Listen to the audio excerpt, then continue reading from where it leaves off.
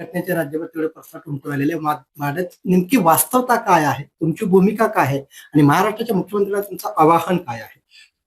अंजनगाव खेळोबा माढा तालुक्यातलं एक धनगर समाजाचं तीर्थक्षेत्र आहे. तिथं अनेक जिल्ह्यातून लाखोंचा जनसमुदाय त्या यात्रेला येतो आणि एक जागृत देवस्थान आहे. धनगर समाज हा रानावनात मेंढ्या पालनाचा व्यवसाय करतो आणि गाव 70% धनगर समाजाचं आहे. त्या खेळोबा देवस्थानाच्या प्रवेशद्वारावरती रात्री अपरात्री पहाटेच्या 4 वाजता छत्रपती शिवाजी महाराजांचा पुतळा आणून बसवण्यात आलाय. आम्हाला गृह विभागाला हा प्रश्न विचारायचा आहे की पुतळा बसवल्यानंतर मग तुम्ही ऍक्शन मोडवर येता. मुळात धनगर समाजाचा किंवा आमचा कुणाचाही छत्रपती शिवरायांच्या पुतळ्याला विरोध नाही, पण धनगर समाजाच्या तीर्थक्षेत्राच्या प्रवेशद्वारावर का बसवला जातोय? काय भावना आहे समाजकंटकांची? या म्हणजे आम्ही काहीतरी बोलावं, आम्ही विरोध करावा असं त्यांना वाटतं का? अरे आम्ही छत्रपती शिवाजी महाराजांच्या स्वराज्यासाठी जीवाची कुर्बानी देणारी माणसं आहे.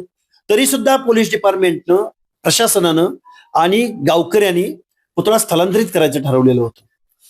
लोकलचे आमदार अभिजित पाटील यांनी ही गोष्ट होऊ दिली नाही. उलट तिथला सामाजिक स्वास्थ्य कसं बिघडल यासाठी अभिजित पाटलांनी परत फूस लावली आणि परत तिथंच पुतळा ठेवला. पोलीस प्रशासनावरती दगडफेक झाली आणि धनगर समाजाच्या लोकांना एका समाज मंदिरामध्ये कोंडण्यात आलंय आणि त्यांच्यावरही दगडफेक झाली. हा माढा तालुक्याचा आमदार आहे अभिजित पाटील.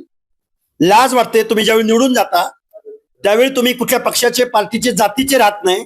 त्यावेळी तुम्ही पूर्ण विधानसभेचे, महाराष्ट्राच्या कायद्याच्या सभागृहाचे सभासद असता. याची तरी चाड असली पाहिजे या अभिजित पाटलाला. आणि तुला माहित नाही का धनगर समाज कधी तुमच्या आडवं उभा आला होता? असल्या आमदारांचा मी निषेध व्यक्त करतो, अभिजित पाटलांचा. या सगळ्या घटनेमागे अभिजित पाटील आहेत. ही घटना पहिली दुसरी नाहीये. माढा तालुक्यामध्ये ही 14वी 15वी घटना आहे. आणि सोलापूर जिल्ह्यातलं वातावरण मराठवाड्यामध्ये जे जळतंय तेच सोलापूर जिल्ह्यामध्ये करायचा प्रयत्न होतोय आणि याचा मास्टरमाइंड अभिजित पाटील आहे. रोहित पवारांची आयटी सेल आहे.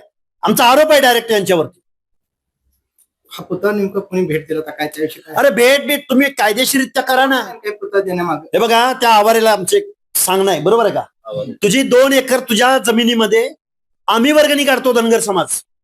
एक शिवसृष्टी उभी करू त्या आवाऱ्यांच्या जागेमध्ये. कोण आवार येतो? धनगर समाजाच्या देवस्थानावरती, ट्रस्टवरती कब्जा करण्याचा, अतिक्रमण करण्याचा हा प्रयत्न आहे. म्हणजे आम्ही काहीतरी महाराजांबद्दल बोलावं. अरे आम्ही जीवाची कुर्बानी देणारी माणसं आहोत महाराजांसाठी. त्यामुळं कधी वंजारी समाजाला टार्गेट, वंजारी समाजाच्या गावात जाऊन हेच कृत्य केलं. मोडस ऑपरेंडिटी सेम आहे. गृह विभाग नक्की काय करतंय? 1990 पासून गोलाई चौकाला डॉक्टर बाबासाहेब आंबेडकरांचं नाव आहे भूमपरांड्यामध्ये. तिथं रातोरात अपरात्री कसा काय पुतळा बसवला जातो? तिथल्या दलित बांधवांना का टार्गेट केलं जातं? कधी वंजारी बांधव टार्गेटवर, कधी दलित बांधव टार्गेटवर, आणि आता धनगर समाजाच्या तीर्थक्षेत्रावर हा प्रयोग करण्यात आलाय.